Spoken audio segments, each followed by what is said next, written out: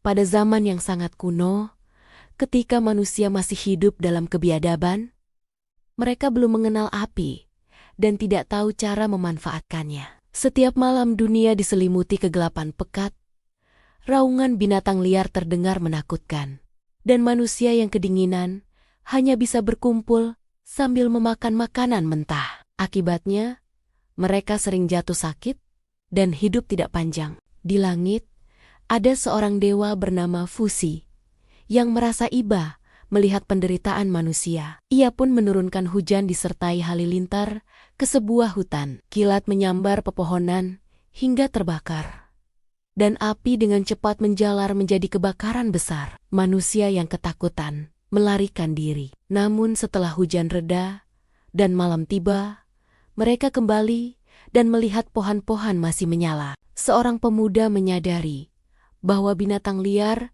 tidak lagi mendekat. Dengan berani, ia mendekati api dan merasakan kehangatannya. Ia pun mengajak yang lain untuk berkumpul, menyadari bahwa api membawa terang dan rasa aman. Mereka juga menemukan daging binatang yang terbakar terasa jauh lebih lezat daripada makanan mentah. Sejak saat itu, manusia mulai menjaga api agar tidak padam. Suatu hari, penjaga api tertidur, dan api pun mati. Kegelapan serta dingin kembali menyelimuti kehidupan mereka. Fuzi, yang menyaksikan hal itu, datang dalam mimpi pemuda pemberani tadi dan memberitahu bahwa di negeri jauh bernama Suming terdapat benih api. Pemuda itu pun bertekad mencarinya. Ia menempuh perjalanan panjang, melintasi gunung, sungai, dan hutan dengan penuh bahaya, hingga akhirnya tiba di negeri yang selalu gelap, tanpa matahari maupun api.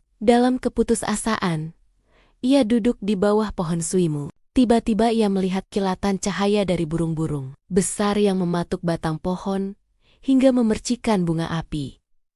Terinspirasi, ia mencoba menggosokkan ranting-ranting kayu. Berkali-kali gagal, namun ia tidak menyerah. Hingga akhirnya muncul asap dan nyala api pun tercipta. Dengan penuh haru, pemuda itu kembali ke kampung halaman, membawa pengetahuan cara menyalakan api dari kayu benih api yang tak akan padam selama manusia menjaganya. Sejak saat itu, manusia tidak lagi hidup dalam kedinginan dan ketakutan. Karena keberanian dan kecerdasannya, pemuda tersebut dihormati sebagai pemimpin dan diberi nama Suiren, yang berarti pengambil api.